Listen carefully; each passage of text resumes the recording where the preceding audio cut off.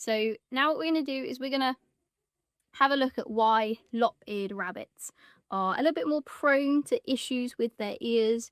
And the biggest thing is that their nose is a little bit shorter than other rabbits. So your prick-eared rabbits have a much longer nose. It's a little bit like the comparisons we do with dogs.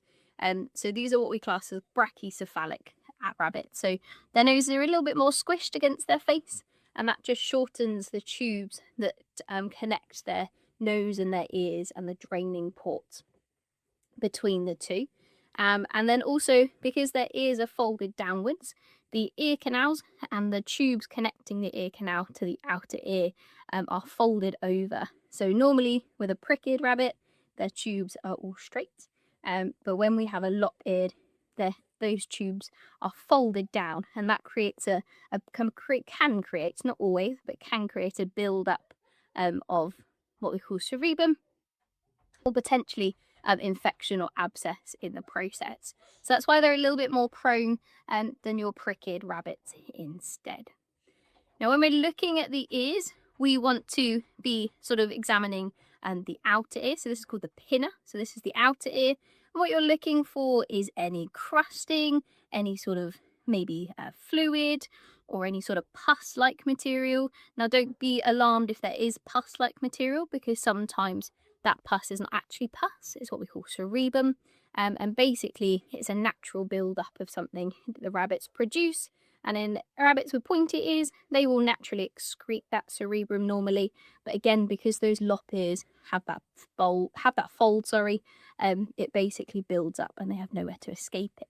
So you want to look at the outer ear. As you can see, Rolo's got lovely clean ears. He has got no swelling, no redness, no irritation. And he's also not got what we call an ear base swelling. So just below the ear, just here behind his little eye. Sometimes rabbits with a build-up of that cerebrum or potentially some pus, they can have a little swelling just here. And that basically is just it pushing outwards.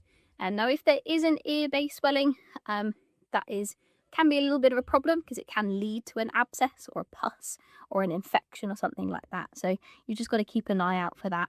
You also can keep an eye out for something we call harvest mites, which will find themselves in the ears or around the eyes, and they will be bright red in colour. So you just want to be looking out for that as well, especially in the summer months with outdoor rabbits. So that's how you sort of examine the ear to see if there's any potential problem on the outside.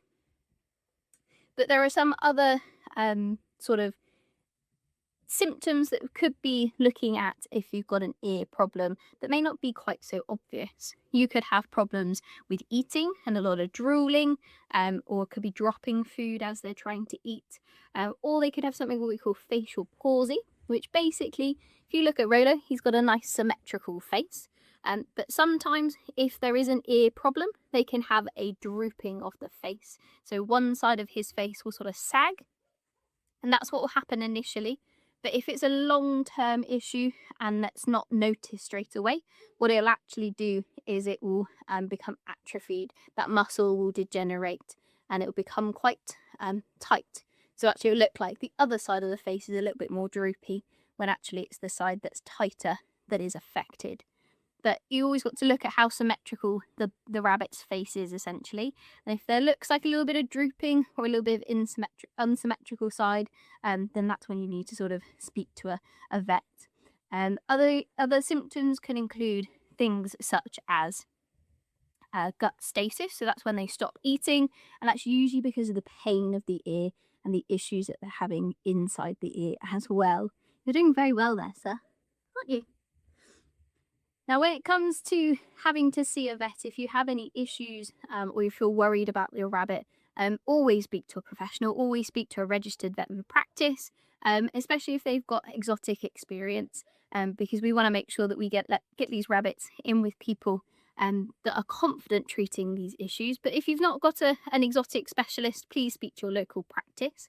And what you're looking for, again, if they ever stop eating, that is a big problem with rabbits. They consistently need to be eating. So making sure they're eating, passing any poos. Again, that facial paralysis or facial palsy, if their face droops, or if you've got any sort of pus or swelling around the ear or any crusting, anything like that, around the ear pinner. That is a big problem. So we want to make sure we see a vet if we need, if you think your rabbit has any of those issues. You can stop it there.